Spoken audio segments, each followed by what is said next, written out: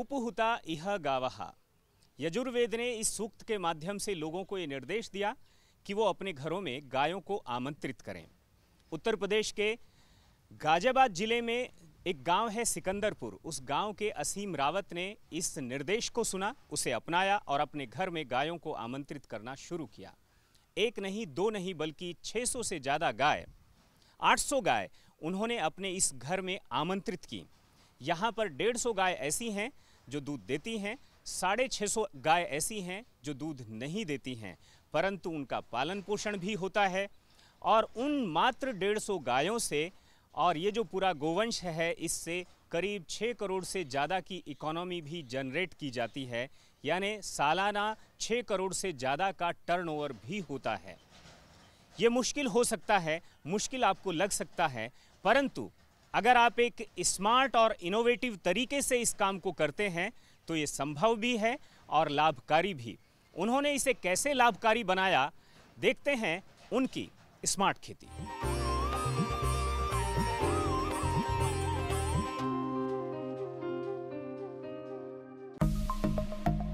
1000 गाय, 400 litre दूध और 6 करोड़ रुपए का सालाना टर्नओवर। आप कहेंगे असंभव। जी हाँ, इतने से दूध से तो 1000 गौवंश का पेट भरना भी मुश्किल हो जाएगा। लेकिन ऐसा नहीं है।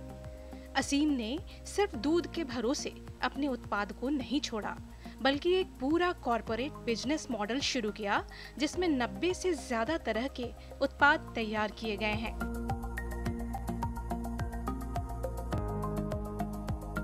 ये 2 गायों से जर्नी स्टार्ट हुई।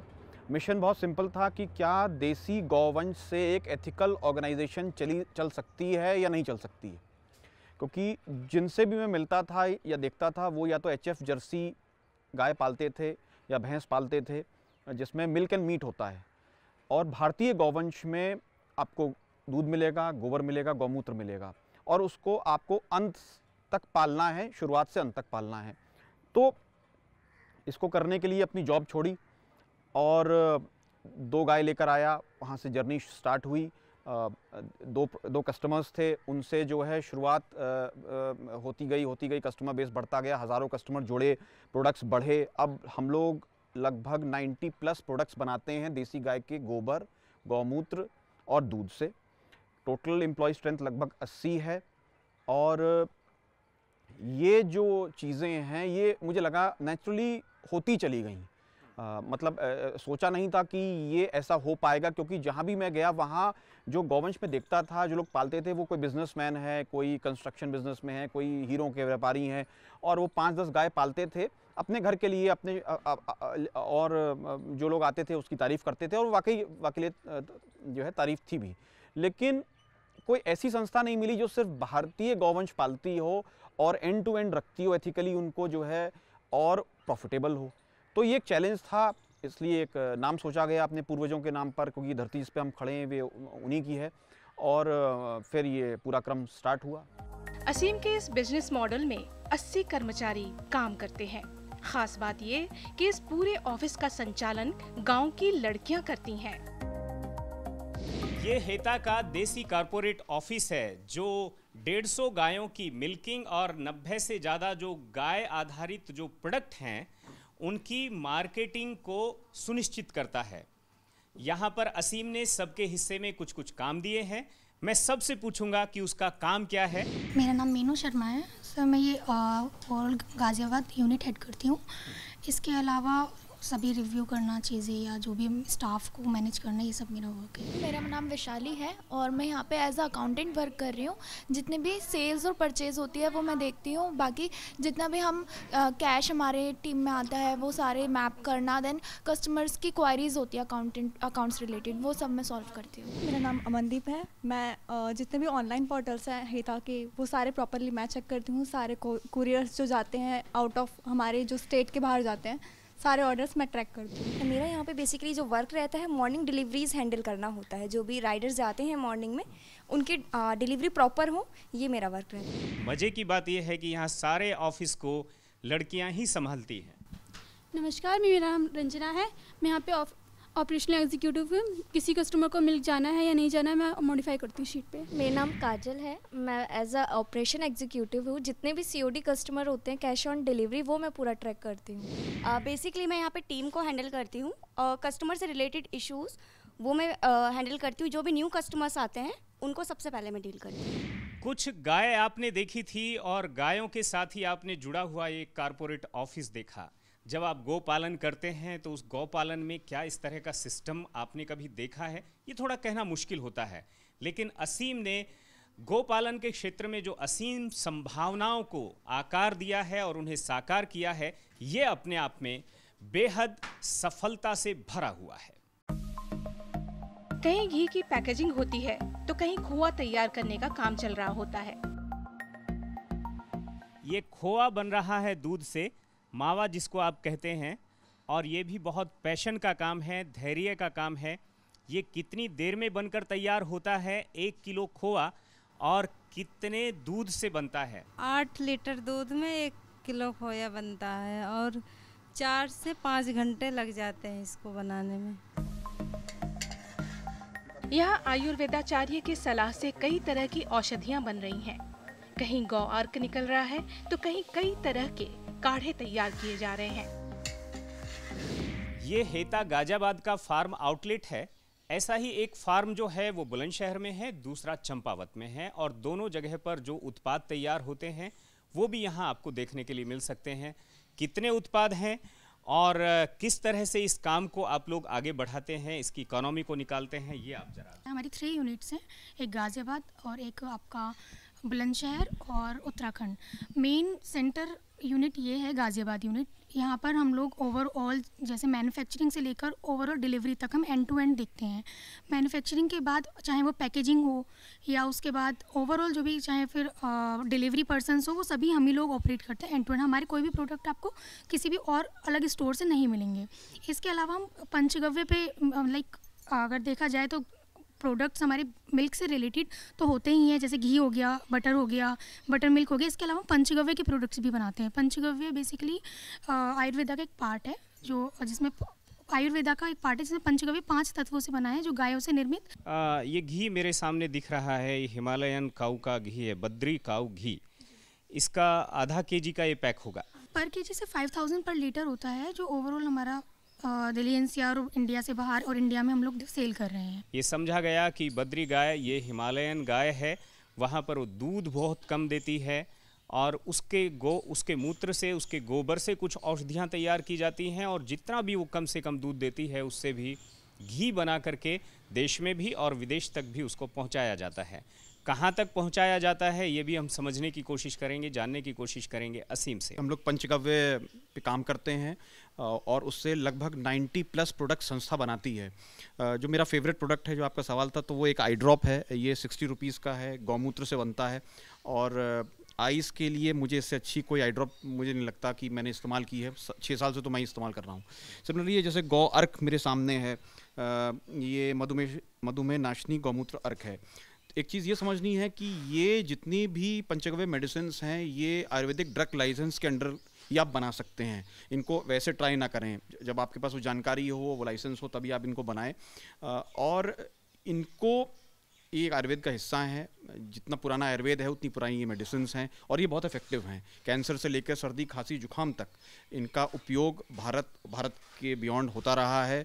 जी, आप उपयोग करते हैं इन सब? जी बिल्कुल, उपयोग करता भी हूँ रेगुलरली। गौर्क रेगुलरली यूज़ करता हूँ, आई ड्रॉप रेगुलरली यूज़ करता हूँ, और इसके खुद बेनिफिट्स मैं महसूस करता हूँ और लोगों को भी बताता हूँ। जी, जैसे गोअर्क है, इसका उपयोग आपने अगर किया तो उसका क्या तो ये एक अच्छा सवाल है। देखिए, गौमूत्र के ऊपर बहुत सारी भ्रांतियाँ भी हैं, ठीक है, और ये दुर्भाग्य भी है, क्योंकि गौमूत्र जो है डिराइव्ड होता है आयुर्वेद से, और आयुर्वेद में गौमूत्र को लेकर बहुत सारी मेडिसिन्स ऐसी हैं जो उसको लेकर बनाई जाती हैं, साथ में कुछ औषधियाँ साथ में उबाली जाती हैं। तो ये जो गौमूत्र अर्क है, इसे जो है मेधोधर अर्क भी कहा जाता है, और इसमें अगर आप इसको रेगुलरली यूज़ करते हैं 2 चम्मच per day in a glass of water, तो आपको सर्दी, खांसी और जुकाम नहीं होगा।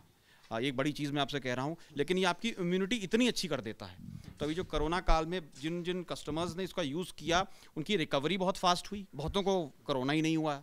आपने 7 साल पहले हेता का इनिशिएटिव 2 गायों के साथ शुरू किया, आपको कितने दिन से नज़ला, खांसी, जुकाम नहीं हुआ? देखिए 5 साल से तो ये जब से ये मेडिसिन बन रही हैं तो मैं ये बहुत जो है कॉन्फिडेंटली कह सकता हूँ कि ये यूज़ करने के बाद मेरी इम्यूनिटी स्ट्रॉन्ग है, बेटर है, और मुझे सर्दी, खांसी, जुकाम 5 साल से नहीं हुआ है। और यही चीज़ मैं प्रीच भी करता हूँ लोगों को, ये आप इस्तेमाल करिए, फिर आप उस चीज़ को जान पाएंगे।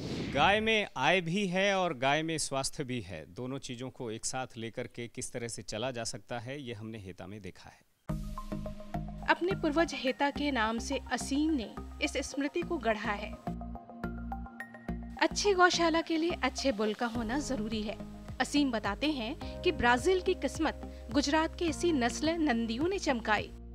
तो मेरे पीछे 2 नंदी हैं, ये गिर के प्योरेस्ट नंदी हैं। ये वो ब्रीड है जिसने ब्राज़ील को बनाया। एक अजीब अद्भुत सी बात हो गई, अब कहते हुए भी अजीब सा लगता है कि अब वापस जो बेस्ट क्वालिटी एम्ब्रियोज हैं, सीमन हैं, वो ब्राज़ील हमें वापस देता है, जो कभी 200-250 साल पहले वो भारत से ले गया था। रोजाना 800 से ज्यादा गायों के लिए चारे की तैयारी करना चुनौती भरा काम है। इसके लिए चारे की कटाई की जाती है, साथ ही पॉलिथीन की गांठों में तैयार चारा भी उपयोग में लाया जाता है। लेकिन इस सब के बीच वो हाइड्रोफोनिक चारे का उपयोग भी करते हैं। असीम बताते हैं कि इस चारे को वो खास तौर पर दुधारू गायों को देते हैं।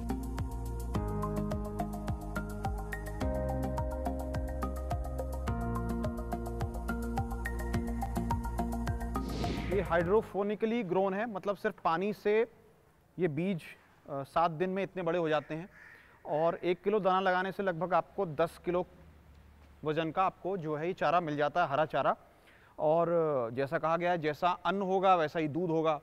तो ये न्यूट्रिशियस फॉडर है, इसमें प्रोटीन भी है, कार्ब्स भी हैं, फैट भी है, विटामिन्स भी हैं। तो ये हम दूध वाली गायों को डालते हैं, और ये जब आप ये खिलाएंगे तो आपको आर्टिफिशियल कोई जो है मिनरल मिक्सचर देने की जरूरत नहीं है। दिन ढलान पर है, बछड़ों को भूख लगी है, गायें आवाज दे रही हैं, ग्वाले गौमाता की जयकार करते हैं।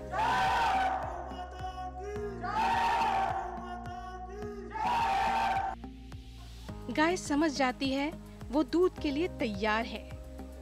एक एक कर बछड़ों को छोड़ा जाता है। बछड़ों और गायों के बीच का वात्सल्य देखते ही बनता है।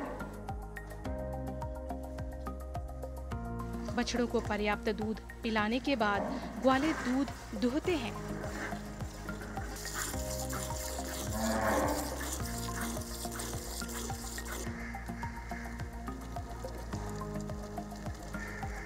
और उसके बाद भी बछड़ों को दूध पीने के लिए छोड़ा जाता है। ऐसी भी गायें जो 3-3 बच्चों को दूध पिला लेती हैं, ऐसी भी गायें हैं कि अगर बच्चा नहीं दिखा तो आपको भी लात मारेगी। असीम बताते हैं कि वो एक ऐसी गौशाला का संचालन करना चाहते थे जो एक लाभकारी संस्था बने, लोगों को रोजगार दे सके, और इनकी मेहनत और लगन से ऐसा हुआ भी। इस मॉडल की 2 खासियत हैं। पहला, उत्पादों की लंबी श्रृंखला, और दूसरा, अपनी मेहनत का उचित मूल्य। गावो विश्व माता रहा, गाय को विश्व की माता कहा गया, और साथ में कहा गया यजुर्वेद में कि आप गायों को अपने घरों में आमंत्रित करें। दरअसल गाय का एक आध्यात्म शास्त्र था, समाज शास्त्र है, और गाय का एक अर्थशास्त्र भी है। इस अर्थशास्त्र को असीम ने समझा और इसमें असीम संभावनाओं को देखा। उन्होंने ये भी देखा कि कैसे 150 गायें, सिर्फ 150 गाय उनकी बाकी 800 से ज़्यादा गायों का पालन पोषण कर सकती हैं, कर रही हैं।